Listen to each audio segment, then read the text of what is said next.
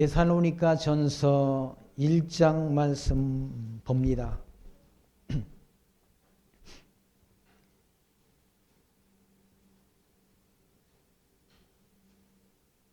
데살로니가 전서 1장. 바울과 실루아노와 디모데는 하나님 아버지와 주 예수 그리스도 안에 있는 데살로니가의 교회에 편지하노니 은혜와 평강이 너희에게 있을지어다. 우리가 너희 무리를 인하여 항상 하나님께 감사하고 기도할 때 너희를 말하면 너희 믿음의 역사와 사랑의 수고와 우리 주 예수 그리스도에 대한 소망의 인내를 우리 하나님 아버지 앞에서 쉬지 않고 기억함이니 하나님이 사랑하심을 받은 형제들아 너희를 택하심을 아노라. 4절 말씀까지 먼저 봉독드렸습니다. 데살로니가 전후서. 이 말씀도 사도 바울이 기록한, 사도 바울이 주 52년에서 주 53년경 고린도에서 기록한 것으로 그렇게 알려져 있습니다. 그러니까 데살로니가 전서의 기록 목적은 데살로니가 교회 성도들의 신앙을 견고하게 해서 그들이 성도의 거룩한 삶, 성도의 거룩한 생활을 하게 하려는 데 목적을 두고 기록했다. 그러니까 데살로니가 교회는 어느 지역인가? 복음 진리가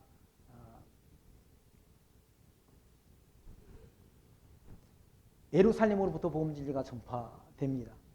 사도행전 말씀에서 복음 진리가 예루살렘으로부터 전파될 것을 예수님께서 사도행전 1장 8절 말씀을 통해서 성령이 임하시면 너희가 권능을 받고 예루살렘과 유다와 사마리아와 땅끝까지 이르러 내 증인이 되리라 하신 그 말씀대로 복음 진리가 예루살렘으로부터 시작돼서 유다와 그리고 사마리아, 북쪽 이스라엘 사마리아와 소아시아 지역으로 전파돼서 이 소아시아 지역에 7교회가 세워졌지 않습니까?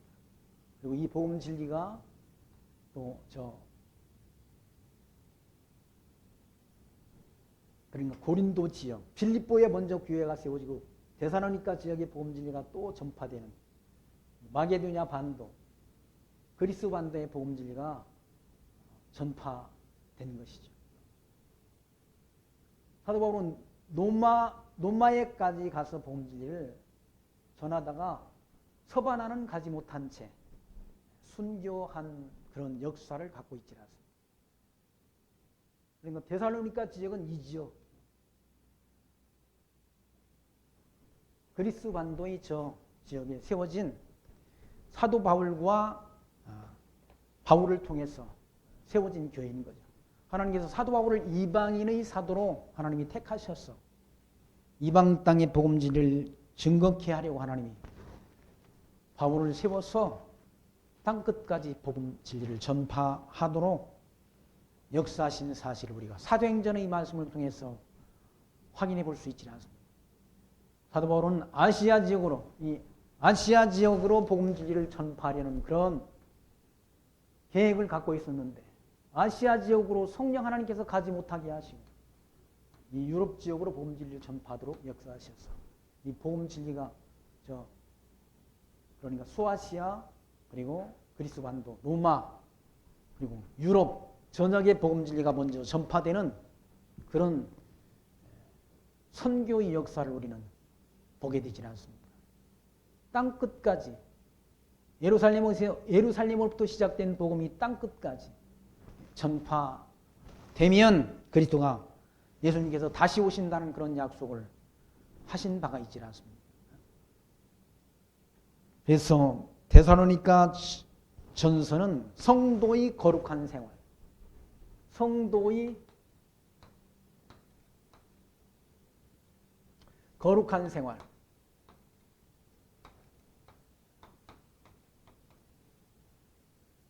거룩한 생활을 하게 하려고 기록한 말씀이다. 거룩한 생활.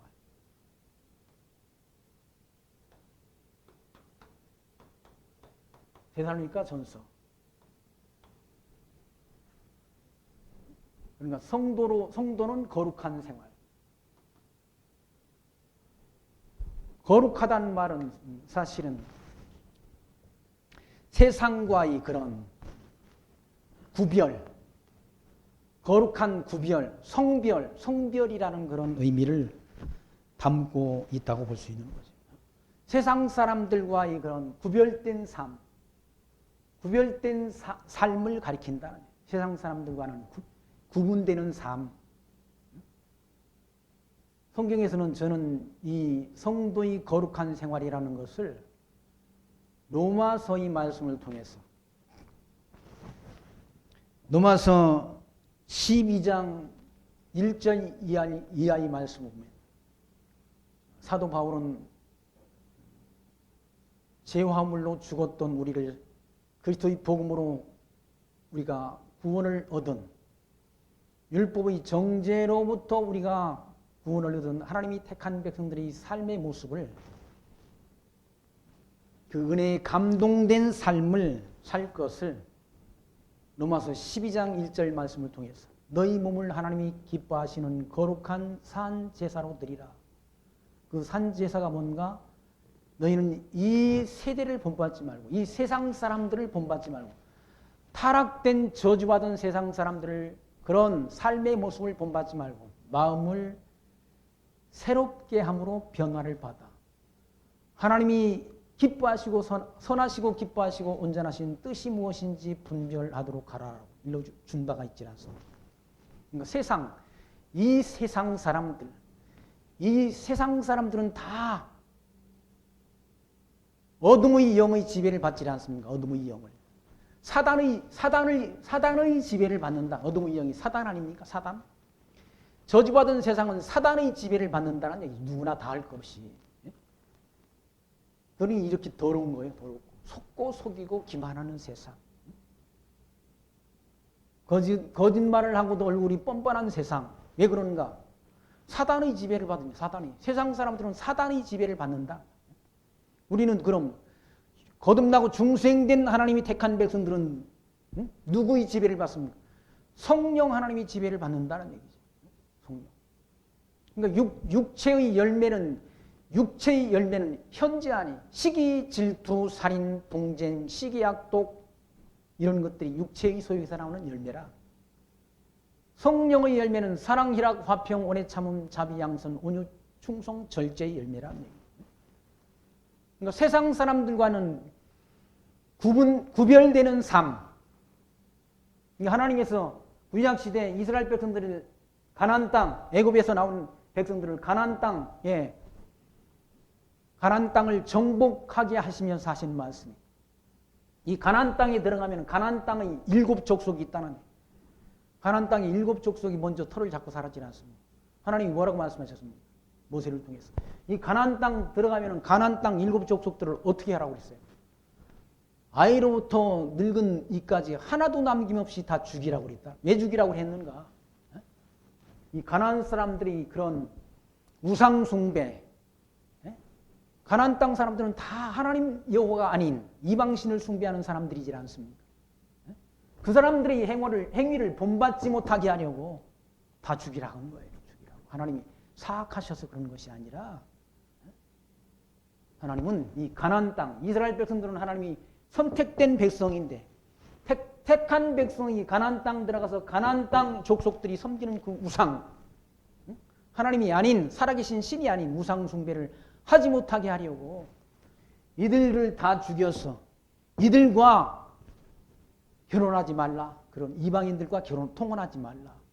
너희 아들을 그의 딸에게 주지 말고 너희 딸들을 이 가나안 족속들에게 주지 말라고 하나님 하시는 것이죠. 왜? 이 가나안 땅 사람들이 섬기는 신은 살아계신 하나님이 아니잖아요. 자기 손으로 만든 신이란 우상을 신으로 삼는 그런 이방 백성들이기 때문에 그 우상 숭배하는 것을 본받지 못하게 하려고 다 죽이라고 하죠. 다 그런데 살려놓지 않습니다. 살려놔서. 후에 어떻게 됩니까? 후에.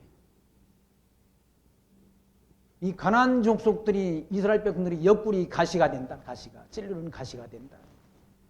솔로몬 때 와서는 이 이방신을 섬기는 여자들을 솔로몬이 욕심도 많지 그 아내들을 1000명씩의 아내로 삼아서 열왕기상 11장 말씀에 의하면 그 이방 여자들이 이방의 왕비들이 솔로몬의 마음을 돌이켜서 하나님 여호와를 쫓지 못하게 하고 이방신을 쫓게 한다. 이방신을 섬기게 한다. 그것이 하나님 앞에 범죄라는 얘기예요. 그러므로 이스라엘 나라가 어떻게 됩니까? 솔로몬 이후에 남북으로 분단되는 그런 아픔을 겪게 되지라. 하나님이 징계가 임한다. 하나님의 백성들은 창세전 그리스도 안에서 구원 얻기로 선택된 백성들은 어떠한 삶을 살아야 되는가? 하나님을 경유하는 거룩한 삶을 살아라. 세상 사람들과 구분되는 삶을 살아라. 그게 거룩이라는 얘기죠. 하나님 경외하는 삶을 살아라. 이 세대, 저주받은 이 세대의 사람들이 사는 그 삶을 본받지 말고 마음을 새롭게 함으로 변화를 받아 하나님이 선하시고 기뻐하시고 온전하신 뜻이 무엇인지 분별해서 사는 삶, 그게 성도의 거룩한 삶이라. 제가 일러드린 말씀이 사도 바울이 그렇게 말씀합니다. 사도 바울. 너희 몸 하나님이 기뻐하시는 거룩한 산제사로 드리라. 그 산제사가 뭔가? 너희 드릴 영적 예배니라. 그 영적 예배가 뭔가? 너희는 하나님이 선하시고 기뻐하시고 온전하신 뜻이 무엇인지를 분별해서 사는 삶. 하나님이 기뻐하시는 뜻을 분별해서 사는 삶. 세상 사람들은 다 자기 육체의 욕망 따라 살지 않습니다. 육체의 욕망 따라. 육체의 욕망 따라 살고 범죄하고 살면서도 자기를 합리화한다. 변명도 다양하지 않습니다. 다양하다는 얘기죠. 네, 저주받은 세상 사람들이 하는 그런 삶의 행태가 다 사단의 지배를, 어두운 영의 지배를 받아서 그런 더럽고 추하고 사악한 모습으로 살아간다. 근데 우리는 하나님의 백성이니까, 하나님이 택한 백성이니까, 택한 백성답게 예수가 하나님의 아들 그리스도이심을 믿는 믿음의 자녀답게 예수님께서는 너희는 세상의 빛이다. 너희는 세상의 소금이다 라고 말씀했지 않습니까? 하나님의 자녀답게, 빛된 자녀답게 살아가는 삶이 성도의 거룩한 삶이다. 세상 사람들이 다 안다고 해서 나도 따라 하지 말고. 우리는 하나님을 섬기는 사람들 아닙니까? 하나님이 자녀로 선택된 백성이라는 얘기죠. 주님의 은혜 가운데 살아가는 하나님 나라의 백성이라는 얘기죠. 지금까지 우리가 살아온 것도 주의 은혜고, 아까 조성곤 선교사님이 부른 그런 찬송가예요. 우리가 이 자리에 서 있는 것도 하나님이 자녀고, 그것도 하나님의 은혜라는 얘기예요. 하나님의 은혜. 하나님의 은혜가 아니고서 어떻게 우리가 하나님을 알고 하나님을 경외하며 삽니까? 여러분, 태어날 때 내가 하나님 믿고 하나님을 경외하고 살다가 천국 가겠다고 작정하고 태어난 분 아무도 안 계시지 않습니다. 하나님이 어쩌다 보니까 예수를 믿는 사람이 됐고, 하나님을 아는 지혜를, 이 질그릇 속에 하나님을 아는 그 보화를 하나님께서 우리에게 담아주셨지 않습니까? 세상 사람들이 생각하는 삶이 아니라 하나님이 자녀다운 삶을 살아가는 하늘의 지혜를 얻은 하나님이 백성으로 살아가도록 우리를 성령 하나님께서 인도하신다. 성령 하나님께서. 성령 하나님이 아니고는 예수를 그리스도로 시인할 자가 없다고 하셨지 않습니까? 저와 여러분은 예수가 하나님의 아들 그리스도 되심을 믿는 하나님의 자녀로 택함을 입었다는 얘기예요. 택함을. 언제? 천지만물을 창조하기 전 그의 깊으신 뜻대로 우리를 하나님이 구원 얻을 백성으로 하나님이 택해 주셨다는 얘기죠. 이 예수가 하나님의 아들 그리스도 되심을 믿는 것은 하나님이 택한 백성이 아니고는 믿을 수가 없다는 얘기예요. 택한 백성이에요. 이 진리는, 이 보화는 하나님의 백성에게만 깨달아지고 믿어지는 진리라는 얘기죠. 예수님께서 천국 복음을 전하시고 회개하라 천국이 가까웠다라고 증거하시면서 천국 복음을 전하시고 다 들으라고 하지 않았지 않습니까? 들을 귀 있는 자는 들을지어다라고 말씀합니다. 그리고 알아듣지 못하게 이방인들에게는 뭡니까? 바리새인들과 서기관들한테는 알아듣지 못하게 비유를 말한다. 비유. 그 비유로 말씀을 증거하니까 아무나 알아듣지 못하지 않습니다. 근데 예수님이 제자들은 불러다가 물고기 잡던 어부들을 불러다가 그 비밀을 알게 하셨어. 물고기 잡는 어부들을 사람 낚는 어부가 되게 하셨다는 얘기죠. 그게 하나님의 능력이란 하나님의 능력. 물고기나 잡아먹고 살던 베드로, 안드레, 야고보, 요한을 데려다가 물고기 낚는 어부가 아니라 사람 낚는 어부가 되게 하셨다. 누구의 능력으로? 하나님의 능력으로. 물고기 잡는 어부들은 그때나 지금이나 다 가난한 사람들이었다. 소외 받는 가난한 백성, 가난한 자들이었다.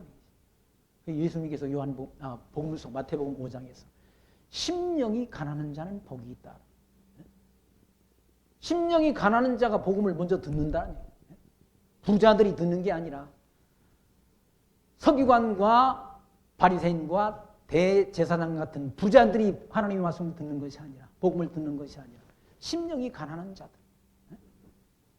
그래서 예수님께서 심령이 가난한 자는 복이 있다라. 왜? 천국이 그들이 것이라는 얘기죠. 부자들이 것이 아니라 가난한 자들에게 천국이 주어진다. 천국을 약속했다. 그 복음을 사도 바울은 이와 같이 그 복음 들고 지금 안디옥을 거쳐서 소아시아를 거쳐서 마게도니아 반도에 가서 복음 진리를 전했지라. 사도 바울이. 이 복음 진리가 거저 전해진 게 아니지 않습니까? 거저. 고난 가운데서 복음 진리가 전파됐다. 고난 가운데. 사도 바울이 이 복음 때문에 많은 환난 당하고 40에 하나 감한매를 5번 맞고 태장으로 맞고 돌로 맞고 감옥에 갇히고 헐벗고 굶주리고 강도의 위험 속에서 이 복음 진리가 전파됐다. 지금도 이 복음 진리를 전하려고 우리가 아는 분도 저 캄보디아에 가 있지 않습니까? 김학원 선교사. 또 제가 아는 뭡니까? 전에 있던 그 노예의 후배 목사님. 저 키르기스탄이라는 그런 이슬람권에 지난주에 출발을 했어요. 누가 가라고 한 적이 없는데 가서 복음 진리 전하려고 갔다는 얘기죠. 그런 이슬람권에 가서 복음 진리를 전한다는 것은 까딱하면 자기 생명을 빼앗길 수도 있다는 얘기죠. 근데 사지를 향해서 간다는 이게 누구의 역사인가? 성령 하나님의 역사라는 얘기죠. 성령이 임하시면 너희가 권능을 받고 예루살렘과 유다와 사마리아와 땅끝까지 이르러 내 증인이 되리라 하신 그 약속대로 지금 성령의 감동을 받은 주의 종들을 통해서 땅끝을 향해서 복음 진리를 전파하도록 역사해 간다. 땅끝까지 복음 진리가 전파돼서 다시 이스라엘 땅에 복음 진리가 들어가면 그리스도의 재림의 시기가 된다. 유대인들이 다 구원 얻도록 되어 있지는 이방인의 구원의 수가 채워지면 다시 유대인들이 예수를 믿고 돌아온다라고 사도 바울이 로마서 11장의 말씀을 통해서 복음 진리가 다시 유대인들에게 증거될 것을 미리 예언했다. 그 예언의 말씀이 이루어지는 날 그리스도는 반드시 재림하도록 약속되어 있다. 우리는 그 재림 예수를 소망하지 않습니다. 이때 오셨던 초림 때 오셨던 그리스도께서 다시 오신다는 그 약속을 우리는 소망한다. 이방인의 구원이 채워지고 이방인의 구원이 채워지고 다시 유대인들이 구원은 이 시대가 오면 그리스도가 다시 오신다. 이 재림을 소망한다. 왜? 재림 예수는 심판주로 오시자. 심판의 주로 온다. 심판의 주. 이 더러운 세상, 지저분하고 속이고 기만하고 사람들을 억압하는 더러운 세상을 심판하셔서 택한 백성들은 천국으로, 불태 자들은 다 지옥으로 쓸어넣는 이 심판의 때가 있다. 우리는 그 심판을 기다린다는 심판이, 우리는 예수를 그리스도로 믿는 성도들은 심판이 두려움의 대상이 아니라 심판했으면 좋겠다. 이 더러운 세상.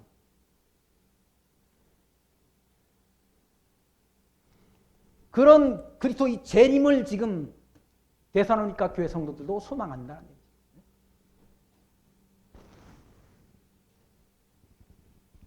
그래서 데살로니가서 1장과 3장 말씀은 사도 바울이 데살로니가 교회 성도들을 의뢰하고 격려하는 말씀이고 4장과 5절은 교훈과 부탁을 하는 그런 말씀이 내용으로 구성되어 있습니다. 먼저 1장 1절 말씀 보시면 바울과 실라와 디모데는 하나님 아버지와 주 예수 그리스도 안에 있는 데살로니가의 교회에 편지하노니 은혜와 평강이 너에게 있을지어다라고. 그러니까 첫 인사를 합니다. 누가 이 편지 수신자인가? 데살로니가의 교회, 주 예수 그리스도 안에 있는 예수를 그리스도로 믿는 성도들에게 이 편지를 쓴다는 얘기죠. 그리스도 밖에 있는 자들이 아니라 그리스도 안에 있는 자들. 그리고 편지를 쓰는 자는 사도 바울과 실로아와 디모데라. 함께 이 편지를 써서 데살로니가 교회 성도들에게 이 편지를 보냈다. 그러면서 평강을, 은혜와 평강이 너에게 있을 것을 구합니다. 그리고 2절 말씀 보시면 우리가 너희 무리를 인하여 항상 하나님께 감사하고 기도할 때 너희를 말하며, 항상 하나님께 데살로니가 교회 성도들의 신앙을 위해서 기도하고 하나님 앞에 감사한다. 가까이 있지 않지만 사도 바울을 통해서 세워진 그 교회 성도들을 향해서 항상 사도 바울은 그 교회 성도들을 위해서 기도하면서 하나님 앞에 감사한다. 늘. 그리고 기도할 때 너희를 말하면 너희 믿음의 역사와 사랑의 수고와 우리 주 예수 그리스도에 대한 소망의 인내를 우리 하나님 아버지 앞에 쉬지 않고 기억함이니 하나님이 사랑하심을 받은 형제들아 너희를 택하심을 아노라 라고 말씀합니다. 데살로니가 교회 성도들을 하나님께서 택하신 것을 안다. 택하신 것을. 택한 백성이 아니고는 예수가 하나님의 아들 그리스도이신 것을 알 수도 없고 믿을 수도 없고 믿음의 선한 일을 할 수도 없다는 얘기예요. 믿음의 선한 삶을 살 수 없는 거야. 성령 하나님이 역사 안 하시면 택한 백성이 아니고는 택하심을 안다는 얘기예요. 하는 걸 보니까 데살로니가 교회 성도들의 신앙적 행위를 보니까 하나님이 택한 백성이라는 분명한 증거가 있다는, 확신이 있다는 얘기예요. 그리고 믿음 안에서 산다. 믿음이. 거기 보시면 3절 말씀. 믿음의 역사와 사랑의 수고. 사랑을 위해서 수고한다. 사랑의 수고. 성도를 사랑하는 그런 모습이 나타난다. 그리고 우리 주 예수 그리스도에 대한 소망의 인내를 우리 하나님 아버지 앞에 쉬지 않고 기억한다. 주 예수 그리스도의 소망의 인내라는 말은 그리스도 재림을 기다리는 거, 재림을. 심판주를 기다리는 거, 심판주. 저와 여러분도 주님이 오시기를 우리 소망하지 않습니까? 왜? 주님이 오셔야 뭡니까? 타락된 이 세상을 하나님 심판하시고 새 하늘과 새 땅을 우리에게, 저와 여러분에게, 예수가 하나님의 아들 그리스도 되심을 믿는 백성들에게 예비해 두셨다. 그 나라는 망하지 않는 나라. 슬픔도 눈물도 아픔도 고통도 없는 나라. 새 하늘과 새 땅을 하나님께서 하나님의 백성들에게 예비해 두셨다는 얘기죠. 우리는 그 나라를 소망한다는 얘기죠. 예수님께서 뭘 기도하라고 일러주셨습니까?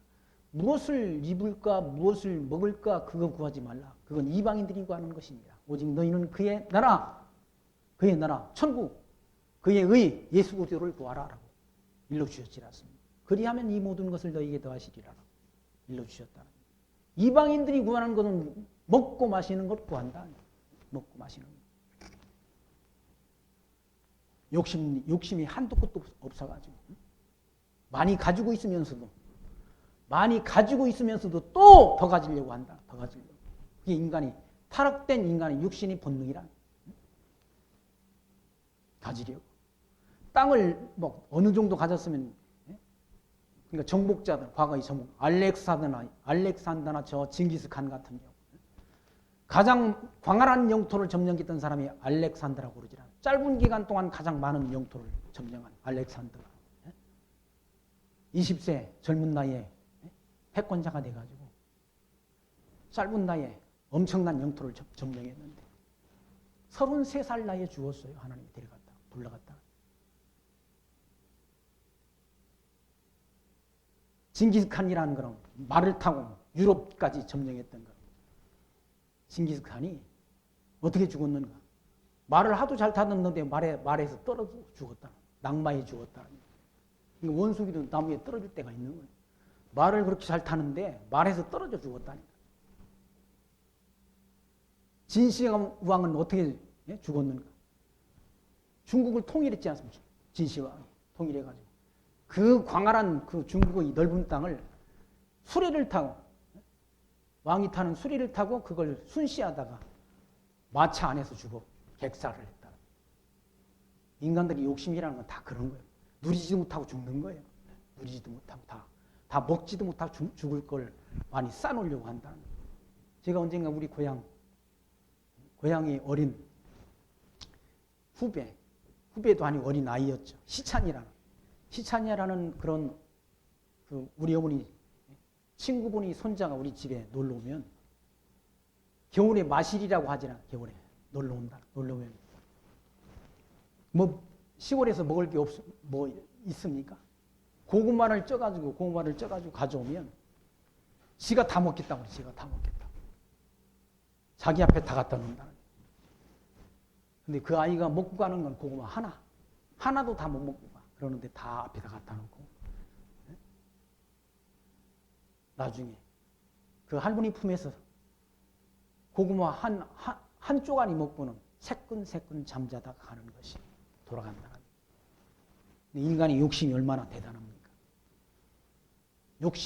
용식껏 갖다 놔도 누리지도 못하고 가는 것이 인생이라는 얘기예요. 그런데 타락한 인간의 본성이 욕심이 많다는 본성 자체가. 하나님이 택한 백성은 세상 욕심 버리고 땅의 것을 찾지 말고 위의 것을 찾으라고 일러주지 않습니다. 왜? 땅에 있는 건 다 이거 없어질 거니까. 없어진다는 얘기예요. 세상 사람들이 다 좋아하는 이 땅덩어리 땅덩어리 타가지고 투기해가지고 돈 벌려고 그러다가 지금 난리가 났는데 그거 다 없어질 거야. 다 두고 간다는 얘기예요. 우리 육신 하나님이 불러가시면 두고 갈 사람은 아무도 없다는, 남겨두고 간다. 다 놓고 간다.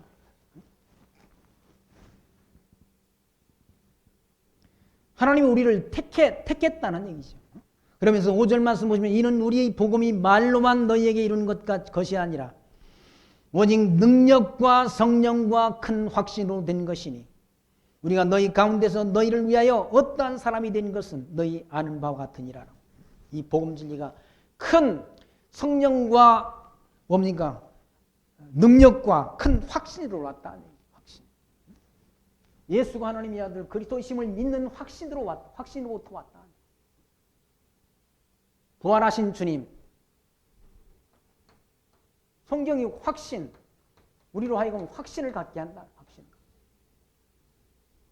죽었다 부활하심을 통해서 부활하신 그 복음 진리가 이방 땅에 증거되는, 이방인에게 증거되는 그런 놀라운 역사를 통해서 우리로 하여금 확신을 갖게 한다. 확실한 믿음을 갖게 한다. 6절 말씀 보시면 또 너희는 많은 환난 가운데서 성령의 기쁨으로 도를 받아 우리와 주를 본받는 자가 되었다는 얘기죠. 많은 환난 가운데서 이 복음 진리가 환난 가운데서 전파돼서 환난 가운데 있는 가운데 성령의 기쁨으로 도를 받았다. 도라는 말은 십자가의 도, 이 복음을 십자가의 도, 이 복음을 받았다. 복음을 받았다. 복음을 받아서 주와 우리와 주를 본받는 자가 됐다. 데살로니가 교회 성도들이 그러므로 너희가 마게도냐와 아가야 모든 믿는 자의 본이 되었다. 이 아가야 지역, 이 지역을 말하는 이 지역의 본이 되는 그런 신앙생활이 됐다. 전체 본이 되는 신앙생활이 됐다. 본된 신앙생활을 하게 됐다. 누가? 데살로니가 교회 성도들이. 8절 주의 말씀이 너에게로부터 마게도냐와 아가야만 들릴 뿐 아니라 하나님을 향하는 너희 믿음의 소문이 각처에 퍼진 거로 우리는 아무 말도 할 것이 없다는 얘기죠. 이 복음 진리, 이 데살로니가 교회 성도들이 그런 본된 신앙생활의 모습이 이 지역에 다 퍼졌다. 아가야 지역에 다 퍼져서 확산됐다.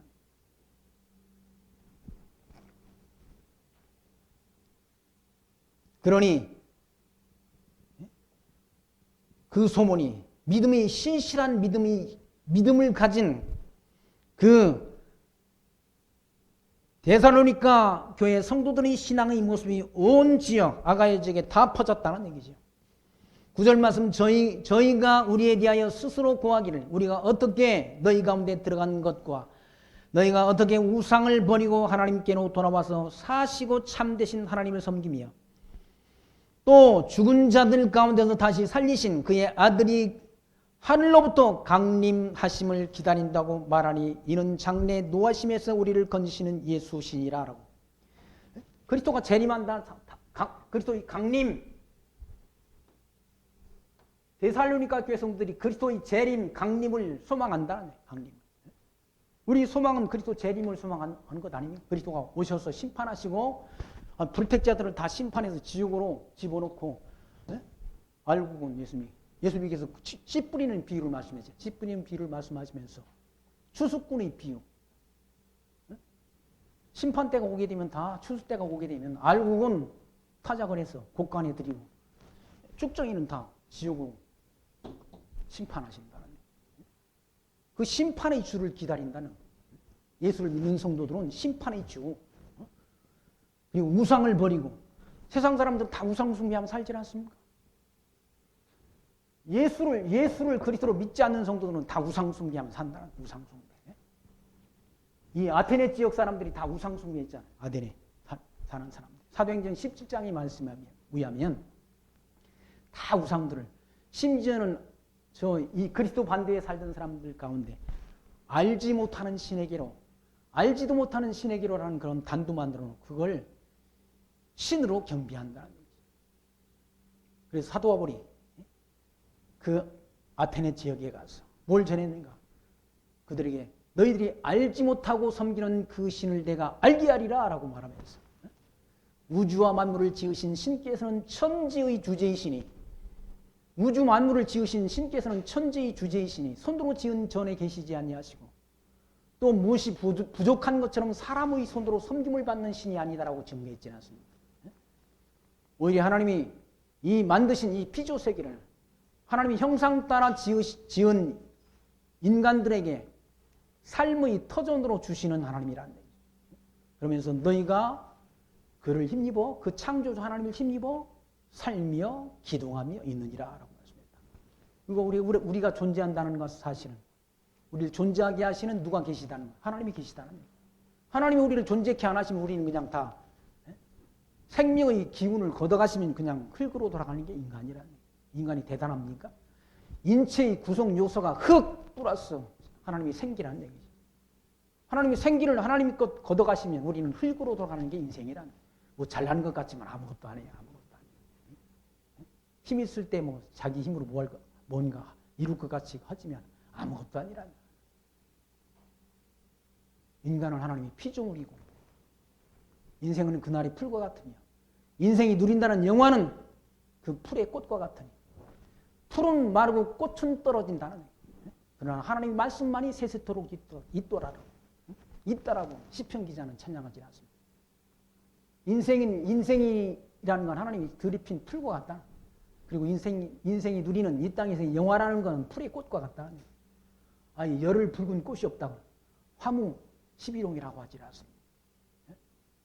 열흘 동안 그렇게 붉게 피는 꽃이 다 떨어진다는 얘기예요. 물론 백일홍이라는 건 꽃은 빼고 백일홍이라는 꽃은 100일 동안 핀다고 하지 않습니다. 나머지 꽃들은 다 열흘도 못 견디고 다 말라서 떨어진다는 얘기예요.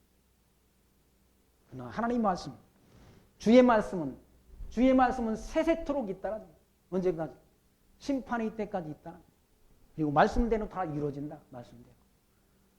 그러므로 성경이 진리인 거죠. 그리스도가 재림한다는 사실을 기다린다는 얘기죠. 성도들에게 약속하신 것은 주님께서 다시 오신다는 약속하셨지 않습니까? 거기 사도행전 1장 11절에 너희가 본 그대로 내가 오리라, 다시 오리라, 구름 타고. 왜 나를 쳐다보느냐? 구름 타고 승천하는 그 주님을 쳐다보니까. 왜 나를 쳐다보냐? 구름 가운데 올리우신 주님께서는 너희 그 본대로 다시 오리라라는 약속을 남겨놓았다. 주님이 지상교회에 남겨놓은 약속은 다시 오신다. 다시 오셔서 심판하신다는 약속 남겨놨다. 그래서 10절 말씀 보시면 또 죽은 자들 가운데서 다시 살리신 그의 아들이 하늘로부터 강림하심을 기다린다고. 우리는 기다린다는 얘기예요. 말하니 이는 장래 노하심에서 우리를 건지시는 예수다라고 말씀하잖아요. 그러면서 형제들아 우리가 너희 가운데 들어감이 헛되지 않은 줄을 너희가 친히하나니 너희 아는 바와 같이 우리가 먼저 빌립보에서 고난과 능욕을 당하였으나 우리 하나님을 힘입어 많은 싸움 중에 하나님이 복음을 너희에게 말하였노라 라고 말씀하잖아요. 빌립보에 들어가서 빌립보 교회가 먼저 세워지고 그리고 그 환난 가운데서 데살로니가에 가서 복음 진리를 전했어. 데살로니가에도 이와 같이 예수를 믿는 주의 몸된 교회가 세워졌다는 얘기죠. 3절 말씀은 우리 권면은 간사에서나 부정에 난 것도 아니요 괴계에 있는 것도 아니라는 얘기죠. 사도 바울의 권면은 간사함에서 나온 게 아니라는 얘기죠. 예수가 하나님의 아들 그리스도이심을 증거하는 것, 그건 간사하게 간사를 떠는 사람이 사람에게 간사를 떠는 건 사람을 기만하기 위한 거죠. 속이기 위해서. 아이고. 그러니까 거짓 칭찬을 한다. 거짓말로 칭찬하면서 아이고 대단하십니다. 해가지고 살랑살랑 해가지고 그 사람을 속이고 기만하려고. 등을 치면서 뭐 합니까? 주머니에 지갑을 빼가지고 간사를 떤다. 사도 바울은 그게 아니라 그렇게 데살로니가 교회에서 복음 진리를 전하는 것은 데살로니가 교회 사람들을 하나님의 자녀로 예수가 하나님의 아들 그리스도로 믿는 믿음의 백성으로 양육하기 위한 것이지 그들이 가진 물질 때문에 가서 한 일이 아니라. 그래서 우리 권면은 간사에게서나 부정에서 난 것도 아니요 괴계에 있는 것도 아니란 얘기. 사람을 속이기 위한 것도 아니란 얘기죠. 오직 하나님의 옳게 여기심을 입어 복음 전할 부탁을 받았으니 우리가 이와 같이 말하면 사람을 기쁘게 하려 함이 아니요 오직 우리 마음을 감찰하시는 하나님을 기쁘시게 하려 함이라 라고 말씀하지라. 이 복음 진리 전하는 건 사람 기쁘게 하려고 전하는 게 아니란 얘기예요. 사람 듣기 좋은 말 하려고 사람을 가만히 있으려고 속이는 거 아니란 얘기죠. 복음 진리 전하는 거 사도 바울이 전하는 게 뭐 예수가 하나님의 아들 그리스도다 이것밖에 전하는 게 없지 않습니다. 내가 전하는 복음 위에 다른 복음을 전한 자는 내가 전에 말하였거니와 지금 다시 말하노니 내가 전한 복음 위에 다른 복음을 전한 자는 저주를 받을지어다. 하늘에서 내려온 천사라 할지라도 저주를 받을지어다. 바울이 전한 복음 예수가 하나님의 아들 그리스도다라는 사실을 전한 것밖에 없지 않습니다. 아니 서신서 다 봐도 다 그 내용 아닙니까? 사실은 실제 그 내용이란 얘기죠. 예수가 하나님의 아들 그리스도이심을 증거하는 그 내용이지 딴 말씀이 없다는 얘기죠. 왜 그걸 전하는가? 하나님을 기쁘시게 하려고. 땅 끝까지 이르러 내 증인이 되리라 하시는 그 약속을 그 복음 진리 전할 것을 사도 바울에게 부탁했지는 하나님이 부탁했다.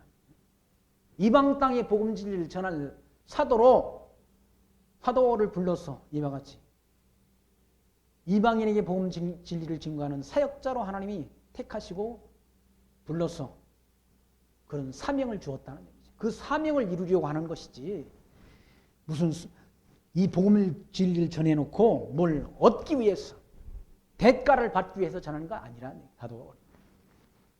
복음 진리 전하는 사람은 대가를 받고 합니까? 아니지 않습니까? 오히려 준다는 얘기죠. 자기 생명까지 내어준다. 생명까지. 중국 길림성에서 백두산을 뭐라고 말하는가? 장백산이라고 말합니다. 장백산. 길림에서 장백산. 장백산이라고 말하고 그쪽에는 장백현이라는 곳이 있다. 장백현. 그 교회 장백교회 목사님이 계셨는데 그분이 한충렬이라는 목사님이에요. 그분이 탈북자들을 지원하는 그 사업을 했다. 탈북자들을 지원. 그분을 통해서 한국에 와서 목회하는 목사님들도 계시고, 전도사님도 계시고, 집사님도 계시고, 권사님도 계시다는 얘기예요. 왜? 탈북하는 사람들 다 데려다가 산에다 숨겨놓고 먹을 거 공급하고, 또 돈도 갖다 지원하고 그랬다는 얘기예요. 처음에는 그냥 순수하게 다 예수 복음 전하지도 않고 그냥 무조건 도와줬다. 한충렬이라는 목사님. 그분들이 와서 한국 땅에 와서 목회를 하시면서 간증을 하지라 간증. 자기가 어떻게 탈북했는지를 얘기하는 탈북 과정을 얘기하는데 그 한충렬이라는 목사님을 그렇게 그분들이 도움을 놓고 은혜를 입었다라고 말하더라고요. 그럼 그분들이 뭐라고 하면 한충렬 목사님을 뭐라고 평가하는가? 하나님. 북한 사람들은 다 주체 사상이라는 거. 김일성은 신으로 경배하지 않습니다. 김일성, 김정일이를 신으로 경배한다.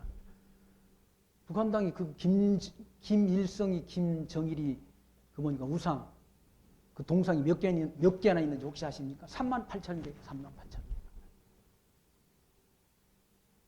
그러니까 그런 주체 사상을 공부한 사람들한테 이 기독교 신앙을 전하기가 쉽지 않다는 얘기예요.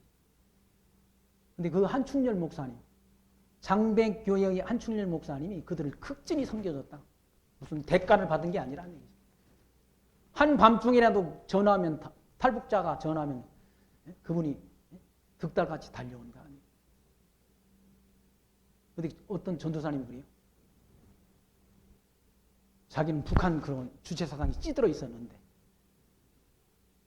나중에 이제 그분이 한충렬 목사님 분이 자기는 기독교 예수를 믿는 그런 목사다라고 그렇게 말했다는 거예요.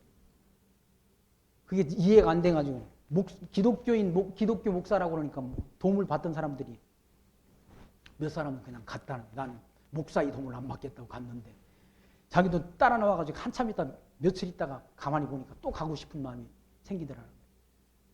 그래 가가지고 당신이 믿는 목사님이 믿는 그 예수가 어떤 분입니까? 라고 물어봤다는 거예요. 그러면서 그분의 모습을 보면서 내가 예수가 하나님의 아들 그리스도이신 건 안 믿어지지 않는데 그분이 삶의 모습을 보니까 내가 하나님은 안 믿어지는데 저분이 믿는 신이 있다고 하면 나도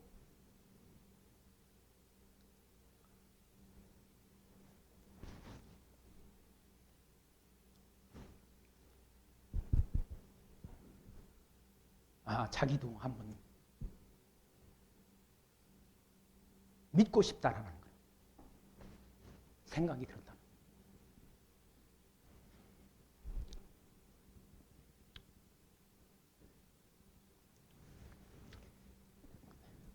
그게 사실은 믿는 자의 거룩한 삶의 모습인 거죠.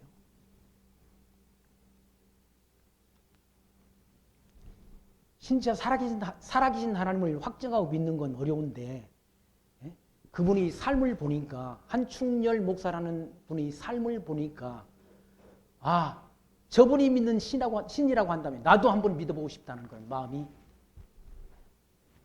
생겼다고 그래요. 그런 분들이 탈북한 목사님도 있고 전도사님도 있고 집사님도 있더라고 보니까.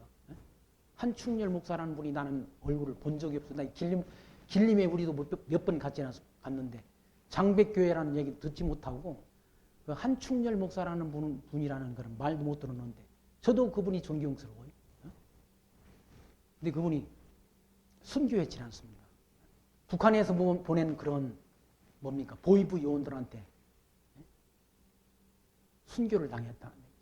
49살의 나이에 그분이 순교를 당했지 않습니다. 그 복음을 전하다가 탈북자들을 돕고 탈북자들에게 복음을 전하다가 순교의 피를 흘렸다는 얘기죠. 그 거룩한 삶 아닙니까? 거룩한 삶. 하나님이 백성다운 삶.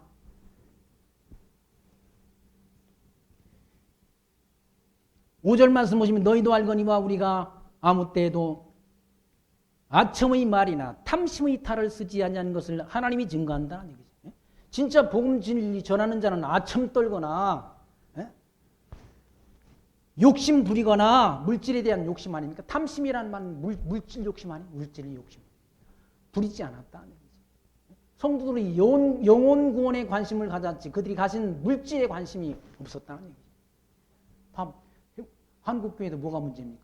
물질 때문에 교회들이 다 타락하고 물질 때문에 목사들이 실족하고 물질 때문에 다 망가지질 않습니까? 네, 하나님이 복음을 전하는 신실한 주의 일꾼들은 물질 이것 때문에 넘어지거나 자빠지지 않는다. 사도 바울은 그거 안 했다고 그러진 않습니다.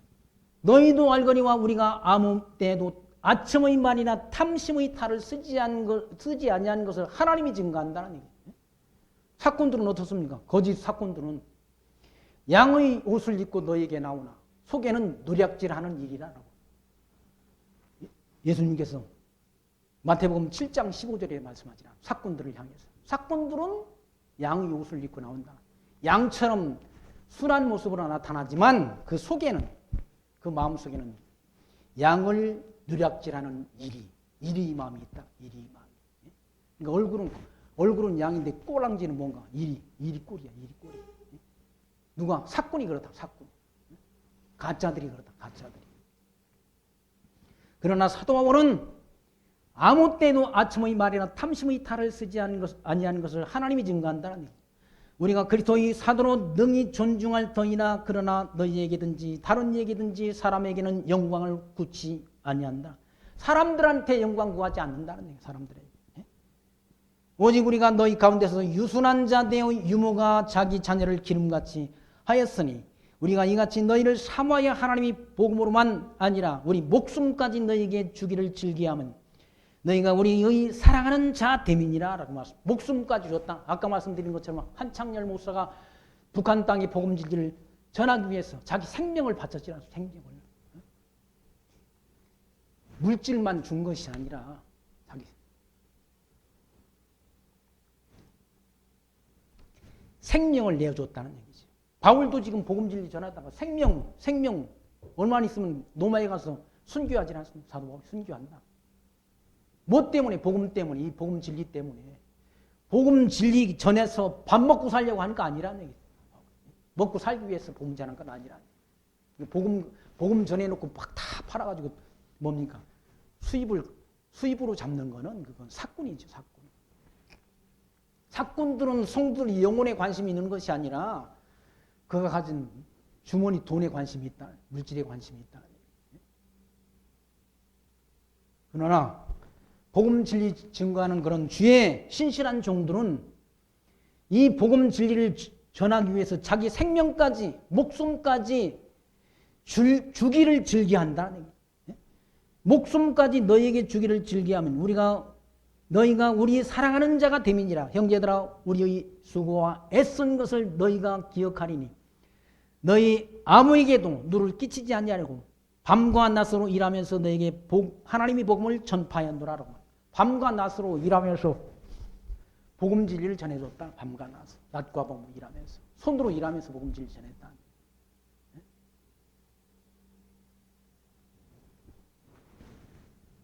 사도인데도 그들이 복음 전해놓고 육신의 검, 양식 걷어먹지 않고 밤과 낮으로 일하면서 사도 바울이 직업이 뭡니까? 장막 짓는 일을 했지 않습니까? 장막을 짓는 일을 했다. 장막. 지금으로 말하면 막약자. 집 짓는 일, 노가다 그 일을 했다. 그 일을 하면서 복음을 전했다. 10절 말씀 보시면 우리가 너희 믿는 자들을 향하여 어떻게 거룩하고 옳고 흠없이 행한 것에 대하여 너희가 증인이란 거룩하게 살았다. 사도 바울은 거룩하고 세상 사람들과는 구별된 삶을 살았다. 세상 지도자들과는 다른 삶의 모습을 보여줬다. 거룩한 삶. 세상 사람들은 다 말씀 이거 해놓고 다 대가를 원하지. 대가를 원하지. 거저 전해주는 일이 없다. 거저 주는 일이 없다. 사도 바울은 자기 희생, 오죽하면 자기 생명까지도 내어주는 그 일을 위해서 생명까지, 목숨까지도 아끼지 않고 내어주려고 그런 각오로 복음 진리를 전했다. 그게 주의 종이죠. 신실한 종. 그건 사꾼이 아니고 진실한 종이 주의 종이지.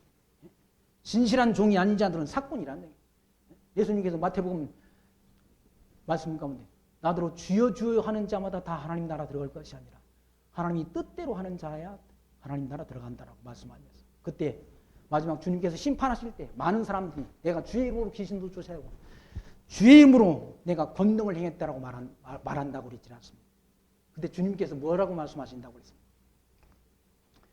불법을 행한 자들아 내게서 떠나가라라. 불법을 행했다. 주의 이름을 빙자해서 병을 고치고 주의 이름을 빙자해서 능력 행하고 주의 이름을 빙자해가지고 다 헛된 일을 행했다. 그게 불법이란 불법을 행한 자들아 내게서 떠나가라.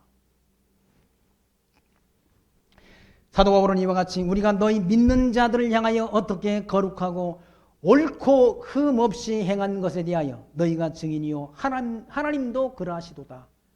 너희도 아는 바와 같이 우리가 너희 각 사람에게 아비가 자기 자녀에게 대하듯 권면하고 위로하고 경계하노니 이는 너희를 부르사 자기 나라와 영광이 이르게 하시는 하나님께 합당히 행하게 하리 함이니라 라고 말씀하지 않습니다.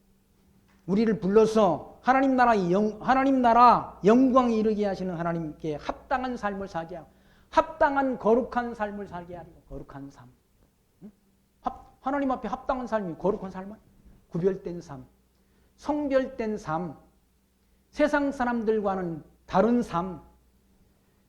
이 세상 사람, 이 세대를 본받지 말고 마음의 새롭게 함으로 변화를 받아 하나님이 기뻐하시고 선하시고 온전하신 뜻이 무엇인지를 분별해서 사는 삶, 그 삶이 거룩한 삶이라는 거예요. 그 삶을, 거룩한 삶을 살게 하려고 하나님 나라 백성답게 살게 하려고 거기 12절 말씀에 자기 나라와 영광에 이르게 하시는 하나님께 합당히 행하게 하려 함이라 라고 말씀을 알아야 하나님 앞에 합당한 삶을 살지. 거룩한 삶을 살지요. 그 삶을 통해서 하나님 앞에 영광을 드리는 거룩한 성도로 사시기를 부탁드리며 말씀 마칩니다. 기도합니다. 하나님 감사합니다. 오늘 또 데살로니가 전서의 말씀을 통해서 성도의 거룩한 삶이 무엇인지를 저희들 이 시간 교훈받게 하신 하나님 감사합니다. 이 타락한 어두운 세상, 사단의 지배를 받는 세상 권세의 어둠 속에서도 저희들을 택하시고 부르셔서 하나님이 빛된 자녀로 거룩한 삶을 살아갈 수 있도록 인도하신 하나님 감사합니다. 이 광야 같은 어두운 세상 살아가는 동안 빛된 하나님의 나라의 자녀로 너희는 세상의 빛이요 소금이라 말씀하신 주님의 뜻을 우리가 본받아 거룩한 삶을 통해 하나님 앞에 영광 드리는 성도의 아름다운 삶이 우리를 통해 나타나도록 성령 하나님께서 우리의 마음과 생각과 우리 삶을 주장하여 주시기를 바라옵고 원하며 모든 말씀 우리 주 예수님 이름으로 기도하옵나이다. 아멘. 찬송가 170